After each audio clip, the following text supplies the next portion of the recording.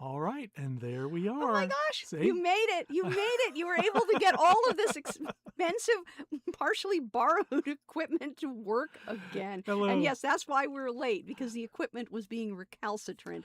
And this is the problem when you don't have a production team doing Who knows what they're doing? We have a production team. I am it.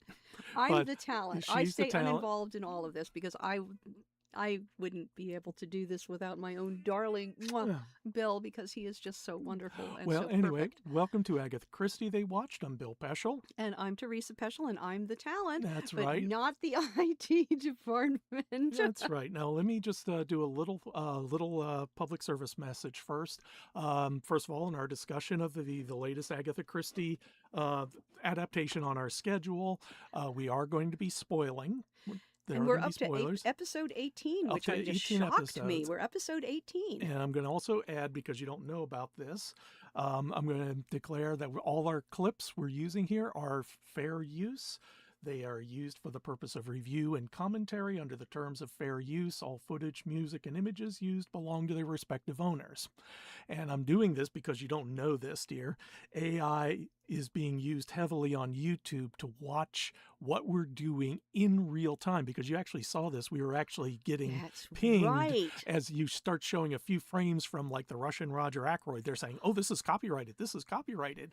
And we had to make sure, we're trying to make sure that we stay on the right side of YouTube, because they will not only they'll ban us. They'll ban the account. This has apparently been happening here. And I see somewhere our chat is not here, and I'm going to have to look for that. But in the meantime, what we are going to be talking about is, as we see here, the Seven Dials mystery. And yes, the image to the side is one of the members of the Seven Dials Secret Society. All of them say 7 o'clock. I'm not quite sure why they all say 7 o'clock, but the numbers indicate which person they are. So this is an image of whoever 6 o'clock is. And well, there's one of the original cover of the Seven Dials. This is Agatha Christie's novel from 1929. She wrote this after the Mystery of the Blue Train. The Mystery of the Blue Train, which was a very difficult book for her to write. She must have had a lot of fun writing this. She was getting back into the groove as she recovered from her 11-day disappearance and the firestorm of publicity that erupted from it that just mortified her. And then Archie telling her that, hey, I'm going to run off with my mistress and I want a divorce so I can marry the mistress and live happily ever after. And she just had to keep moving forward, and she did. She showed enormous character. She kept moving forward. We are reviewing out of order. Normally we would have done, today normally would have been, to follow along in the chronology, would have been The Big Four, which is the novel she and Campbell Christie cobbled together, and then we would have done The Mystery of the Blue Train. But we are doing the Seven Dials a little bit out of order, a little earlier than we normally would, because, of course, Netflix finally got around to releasing their big remake of Seven Dials. So there are two films of Seven Dials. The 1981, which was one of the very earliest Agatha Christie films made by London Weekend TV. The first one was, of course, Why Didn't They Ask Evans? And that was 1980, and it had a huge market. It had a huge audience. Everyone loved it. And so London Weekend TV went ahead and made the Seven Dials mystery, and they were very, very faithful to the text.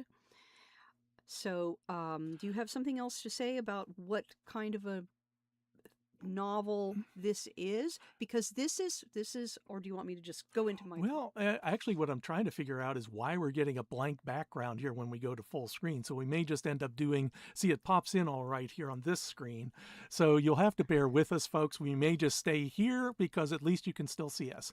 This is one of Agatha's thrillers. This is the ones she loved to write because she didn't have to do the intense plotting with mysteries. She didn't have to deal with Poirot, and she could just kind of let her storytelling chops fly. And in this case, it is a sort of a combination between P.G. Wodehouse and John John Buchan Buchan style thrillers. John Buchan style thrillers. The people forget, they see that image of Agatha Christie, particularly in the one in her later years, where you're seeing this old lady in a print dress and sensible shoes, and you don't remember that she was young, that she was a huge reader, that she did not live in a hermetically sealed bubble. She read very, very widely, and I'm sure she did. She read John Buchan style thrillers, and she read P.G. Wodehouse, and the thought must have occurred to her, what would happen if bright young men in spats and their flapper girlfriends ran into a John Buchan style thriller with secret formulas and the peril against and mysterious conspiracies and the secret of the British Empire being threatened. What could possibly happen if those two worlds collided? Yep, and this would be over a kind of secret formula. It's a very common trope ever since the naval plans, the Sherlock Holmes stories, the naval treaty, excuse me, where there's always the government secrets, they have something, and everybody is going off after it. And right there in that image is Sir Oswald Coote, who, working class man whose brilliance and hard work and drive got him up into the peerage, and he is with a young man who is genuinely from the peerage, known as Pongo, although he doesn't like that nickname anymore. But that's Sir Oswald Coote and Pongo, his secretary. As a matter of fact, our hero in the story, or at least our main character, is Jimmy Theisinger. Very much a member of the Drones Club. Very much. Until you realize he's perhaps more.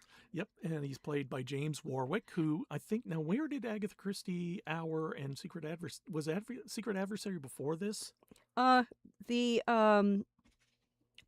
think it was afterward. Let's take it, because in a way he played Tommy in the various Secret Adversaries. Let's see here. We're looking up in our book.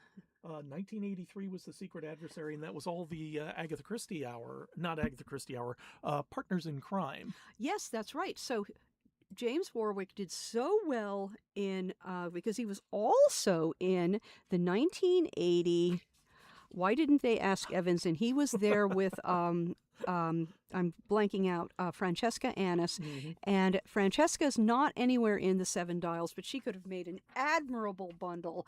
And boy, the contrast would have been amazing. So the year before, in 1980, we had Why Didn't They Ask Evans? And that was with James Warwick and Francesca Annis. They were playing the bright young things, the happy couple, all that. And then here's James Warwick again, and then he reappears with Francesca Annis in The Secret Adversary and then the Partners in Crime arc. So he's done a lot of Agatha Christie films. Yeah, and you can tell from the very beginning what kind of character he's playing, because he loves crossword puzzles. He has that mustache, and there's Pongo in the back. And as you can see, Pongo, who is working for the Foreign Office, while Jimmy is not working for anybody, does not like him. In fact, does not like hearing his nickname being used. Yes, I'm Rupert Bateman, not Pongo. Yes, we had the misfortune to be at school together. So already you have James Warwick playing somebody essentially Bertie Wooster. It really is. I mean, the outfit and the attitude. And he has his own personal gentleman's gentleman. Jimmy Theisinger does, and so there are numerous scenes with his gentleman's gentleman. His valet, say, we don't do that, sir. Mm-hmm. And he asks his gentleman for various things. This is where they're heading out to make sure they can get Jerry Wade up in the morning. Yes. And having racing about in their motor cars and having just a wonderful, fabulous time. Yep. And now you can see we have our visual back. Oh, it's back! It is back. At least it's back for us. I assume it's back for the audience. It probably is. We're going. I assume. Oh, do you have the chat? Yes, we have the chat. Oh my God, so we actually working. have some people talking. So yes, we are actually doing things. So it looks like it's all good, but it does take its time. So we're just going to have to trust OBS. And you'll have to write a response to someone who's reading the novel for the third time. Wow. And as a modern audience, one of the interesting things about, I think, about Seven Dials is that a lot of modern readers simply don't appreciate it. Mm-hmm. And I think, again, they simply don't see what Agatha was doing back in 1929, which is, of course, that mashup of John Buchan style thrillers and P.G. Wodehouse. And it's such a modern thing to do, to mash up genres, but she was doing that almost 100 years ago. Yeah, and she was accomplished. This book got very good reviews, good sales. But again, I think there's two types of Agathas, because it's when you're doing something like Roger Ackroyd or And Then There Were None. That's the darker side. That's dark Agatha, at work here. This is the light, frivolous Agatha. And considering that she wrote this after the Blue Train, and this is all after the events of 1926, the divorce from Archie, all of that trauma, the 12-day disappearance, she's trying to get back into her frivolous, lighthearted self again. Yes, she is trying to have fun, and she does have fun with this book. And there's a lot in there that is absolutely absurd. And the entire secret society. I mean, look at that. No bright young seatbelts. Things, no seatbelts. And we have to point out as well. I have to point out that James Warwick was 34 at this time, and his partner, who plays Bundle Brent, is 31. They're a little long in the tooth to be playing bright young things, because they're supposed to come out of Oxford. They should be like in their mid-20s, that first bloom of youth. But they made a very game attempt at it, and they did. I think they did. They did all right. I think they did a really good job. Oh, but it was surprisingly fun. This is one of the drawbacks of the Agatha Christie project, was that because we were under so much time pressure, and it still took us 3 years to produce the first book, is we didn't have the time to watch everything 2 or 3 times. And so now we're getting to watch things for the second time. And The Secret Dials came out really well. The Suck Fairy did not visit. And Bill was able to get an edition, because Britbox has been re-examining their archives and cleaning things up and adding subtitles. And the subtitles are so useful, even if they are clearly have not been vetted by a human, but it's still better than nothing. Yeah, at least you get a general sense of it, and maybe you can fill in the blanks as far as what they're actually saying, as opposed to what the subtitles tell you. And it's fun. Mm-hmm. I was surprised at how bright and sparkling the dialogue could be, how fun it was. There were actual comic scenes. I mean, our characters are concerned about this formula that will harden steel for airplanes to make the airplanes considerably lighter, so that it will save you all kinds of trouble with getting the plane up into the air and fuel costs and everything else like that. And if you can and after World War II, remember, this is a post-World War I novel, when airplanes were up for the very first time, fighting planes. Anybody in the British government, in the War Department, and the steel manufacturers and the airplane manufacturers, they could see the value of this miracle formula that would let them use less steel, which would save money, and it would make the plane lighter. It could go further. You would have more space for fuel. I mean, it would be absolutely fantastic. It would make everything better. And after the war, by 1929, the world was on the edge of the Great Depression, but people were concerned, would something else happen? Mm-hmm. And a lot of people were very badly burned in World War I, a lot of survivors, and they didn't want to go through it a second time. Well, mm-hmm. As it turned out, they did. But you wanted that wonderful technological advance in warfare. Okay. So what is happening here is that we have a weekend over at Chimneys. And this is before The Secret of Chimneys. This is after the Secret of Chimneys. So you actually have a couple of characters like Bundle Brent and Bill Eversley, who are from The Secret of Chimneys. Yes, and George Lomax and Lord Caterham and Battle and the Butler Treadwell and Virginia, and who is Bundle's older sister. Virginia doesn't show up in this. She does not show up in this because, remember, she married Anthony Cade at the end of The Secret of Chimneys, and they went off to be the king and queen of the little Middle European kingdom that he is the missing heir to the throne to. And sadly, the only one that has been filmed of that is where they inserted Miss Marple, and it is truly dreadful. It is a dreadful film. Yep. And we did an episode on that. So this time around, but this is so much better. This is what it should have been. This is what The Secret of Chimney should have been. Yeah, but let's go into But anyway. let's go in a little bit into the story, because it's a murder mystery and it's involving someone there that is one of the house guests whose name escapes me. Jerry Wade. Yes. No, Ronnie Devereaux. No, Ronald Devereaux is murdered second. Okay. So Jerry Wade is the first person to be murdered. He has a tendency to stay up late. And sleep in. So they are deciding to play a prank on him. They go out, and that's where the fast cars are. They go out and go out to the area. Drinking and driving. Boy, they drink a lot like that. They all drink like fish in this movie. And they buy clocks, and there's this long scene of them they want to place clocks in the room, so they get Pongo to do it. So they wake him up. Because Pongo is smart. Pongo is recognized as being smarter than everyone.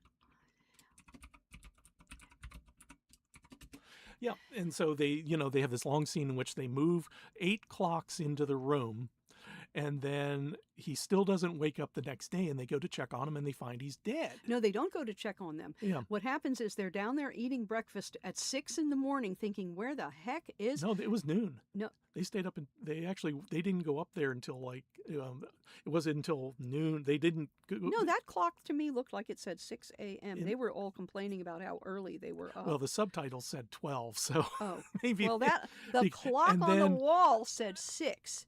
The clock on the wall said 6 a.m. I'm pretty sure that's what I saw. But anyway, the point is they're all at breakfast grousing about what happened to Jerry. How on earth did he manage to not be woken up with 8 alarm clocks set at 5-minute intervals going all around him? And Treadwell comes into the breakfast room and says, Mr. Wade is dead. And there's a glass of chloral and chloral residue in the glass, and we have to get the doctor out here right away. And and then events proceed from there. It's like, oh my God, Jerry is dead. How could this have happened? Mm-hmm. And it turns out that another of the young men there, Ronnie Devereaux, he is also involved in what Jerry is doing, and they're trying to find some person of interest, some kind of criminal mastermind. You don't realize this until later, but they have things are happening. So after Jerry is murdered, this is Bundle racing. This is like the next plot point, because Bundle is racing into town, and she appears to run over a guy, but it turns out not to be the case. And this is Ronnie Devereaux. And I just love that. I love that driving hat on her. And, she goes back, and he leaves behind the dying message. This is the dying message trope. 7 dials. Tell Jimmy Theisinger. Tell ... He's trying, and then he dies. Tell Jimmy. Yes, he has been shot. Turns out he's been shot. He wasn't run over. But although that makes there's a lot of funny business going on between Bundle and her father, played by John Gielgud, who keeps saying, well, if you stop running over young men, you wouldn't be getting into this problem. So he's playing kind of the dithery. If you remember, there is, what is that? Blandings, the owner of Blandings, whose only fondness is for raising his big pig. He's that kind of dizziness, that male dizziness. But 7 dials is mentioned, and she's trying to figure out what 7 dials means. Because Lady Eileen, her nickname is Bundle, and she's called that because she's a bundle of joy. But she was born a bundle of joy. She is one of those young ladies. She's a young aristocratic lady and unmarried, and by God, why shouldn't she dive in and investigate and figure out what's going on? And as a young aristocratic lady, clearly nothing bad could possibly happen to her, because she is so special and so intelligent and so wonderful. And life is like a book, isn't it? There's something about that. We have some quote that talked about the aristocracy, and they really never would imagine for a moment that anything they do, that they shouldn't do it, because, well, they're the aristocrats. That's right. So she goes off to start investigating. And she meets up with Inspector Battle, who tells her, don't do this. Yep. And that's Inspector Battle. And for some reason, the camera isn't coming up, but that's all right. Well, we can always switch back to us. And there it bounces in. And somewhere along the line here, Jimmy Theisiger and Ronnie Devereaux, right before Ronnie is killed, they go off to find Jerry Wade's half-sister, Lorraine. Lorraine is considerably younger, and this is where making sure that all of the actors are the correct age really matters, because she does not look a lot younger than everyone else. But Lorraine turns out to be a classic John Buchan, Agatha Christie heroine. Oh, she's desperate to find out what happened to her beloved half-brother's murder. And so she's very agreeable to helping out, handsome Ronnie Devereaux and even more handsome Jimmy Theisiger. And by God, they are going to find out what is going on.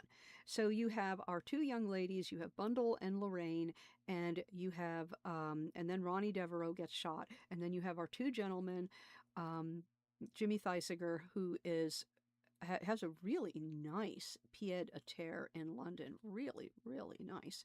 And Bill Eversley, who also works for the Foreign Department for George Lomax, who is clearly not that bright and a doofus. And Jimmy Theisiger is not that bright, but you do start to wonder how bright he really is, because he is able to do those crossword puzzles. Yeah. And so that's James Warwick. And yes, notice that that devil may care look and devil may care smile. But anyway, from meeting up with Bundle meets up with Inspector Battle and demands anything relating to Seven Dials, and he does his best to discourage her. He does his best to discourage her, but in the end he hands her a list of clubs in the Seven Dials that they have various criminal connections to. And she says, "Oh, you're handing this to me because you know this is going to be useless." And he doesn't quite deny that, but she goes out anyway. No, they were. I wouldn't call them clubs. They were not nightclubs. They were gangs. They were the gangs. They were gangs. Right.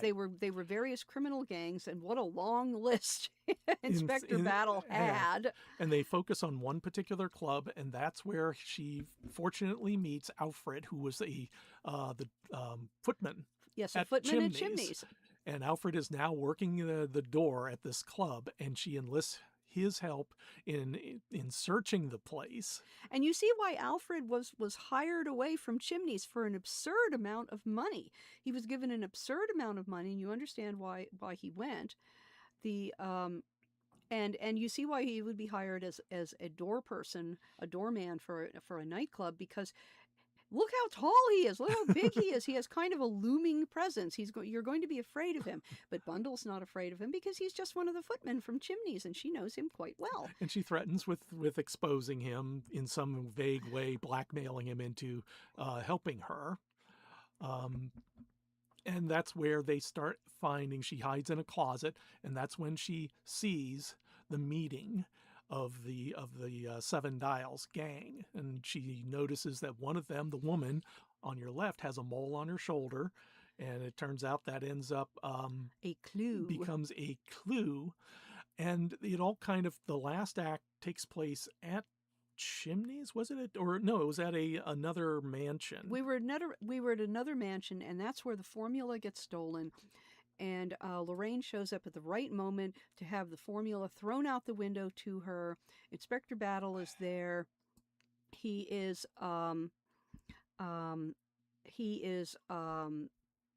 looks like we weren't going to be able to do any more clips. Well, it won't matter. We'll just keep. Apparently, we've been told that we're temporarily blocked. How wonderful.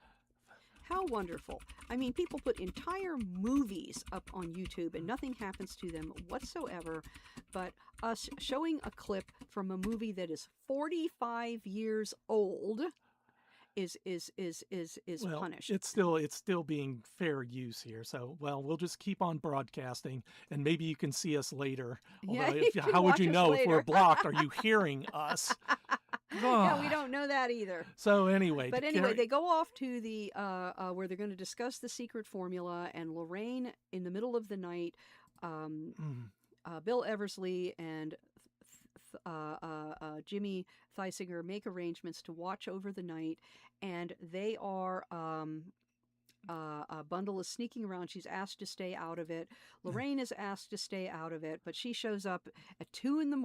and purely by accident, she has a packet of the plans thrown in front of her, and Inspector Battle's men are surrounding the place, and they let people in, but they don't let people out.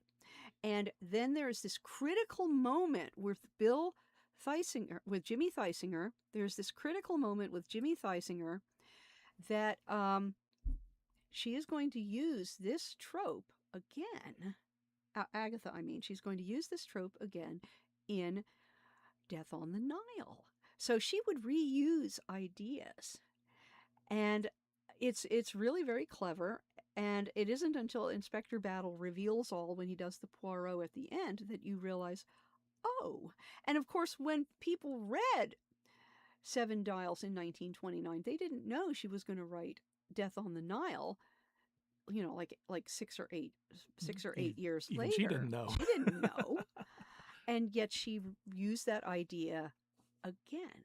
And it's so clever. It's so clever. I'll let you watch the movie or read the novel and discover it for yourself. And then, of course, we come to events start revving up, and we started getting more into that thriller area because, Jimmy's been shot. The formula is safe for the moment. The George Lomax's secretary has been drugged so that the formula could be stolen, but fortunately Lorraine had it and she gave it back to Inspector Battle. And then everything ends up back at the Seven Dials nightclub.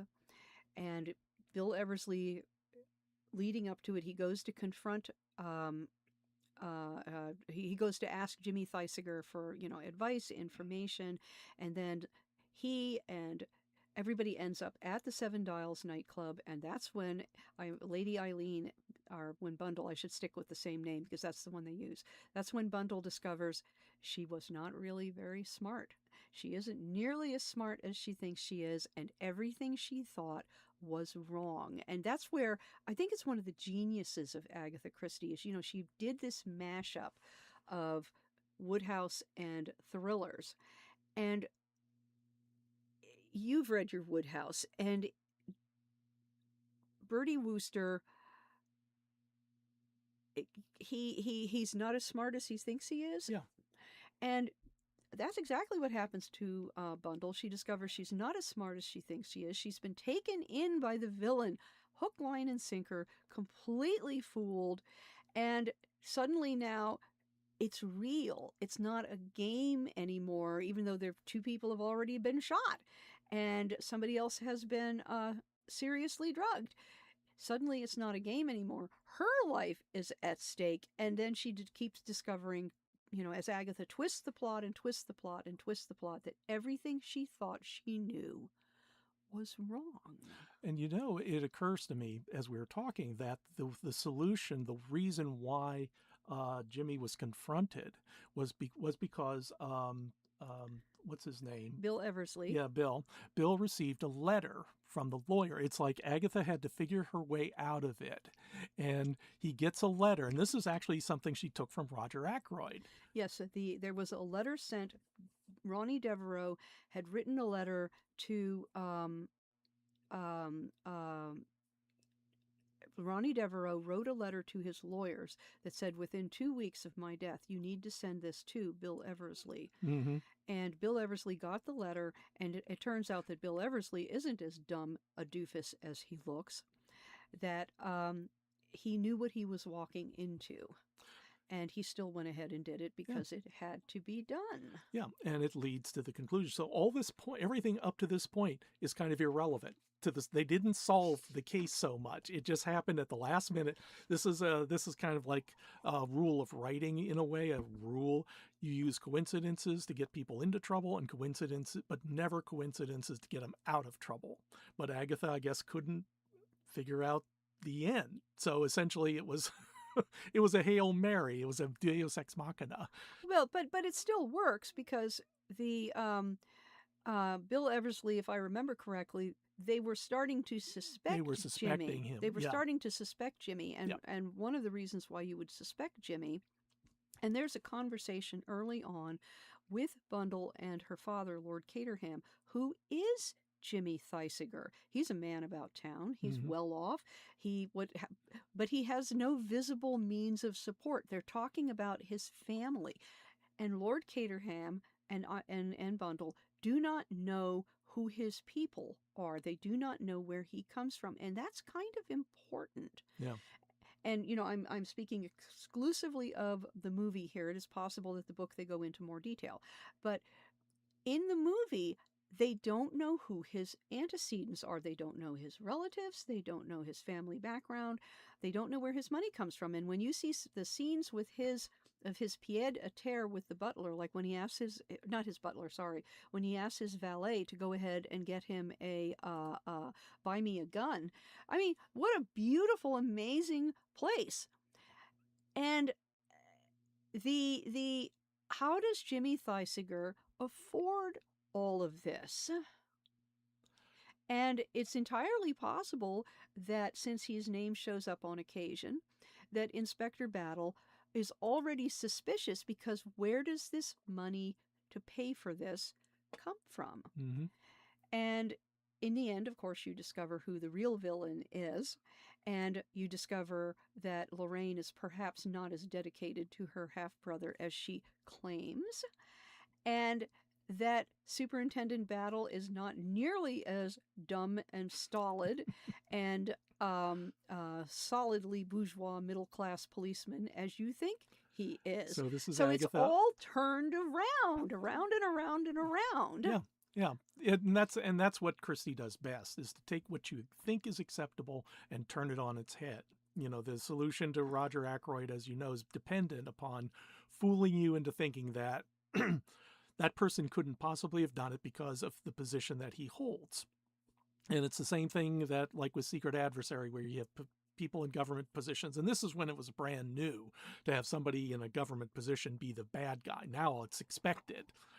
And of course, that means that Yes. trope doesn't have any power anymore. It's useless. It doesn't have the power that it used to. That, oh my God, the police commissioner who is investigating the crime is the one who did the crime. But when she wrote stories like that back in the 1930s or the early 40s, it still was a shock. Mm-hmm. Just like, the completely unreliable narrator in Roger Ackroyd. It was a shock then how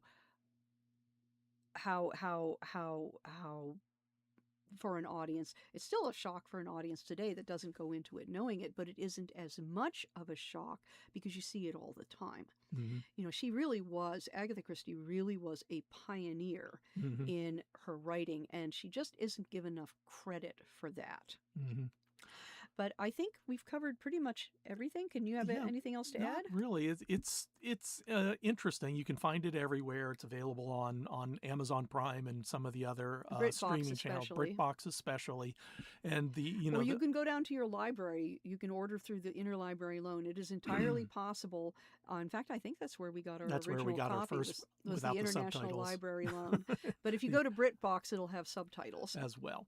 So, what are we going to do next time? Okay, next time, well, first I'm going to give us a sales pitch to say, subscribe to our channel, watch our videos, like us, and check out our books. Our books. Check out our books, and you can follow us on Instagram at Peschel Press.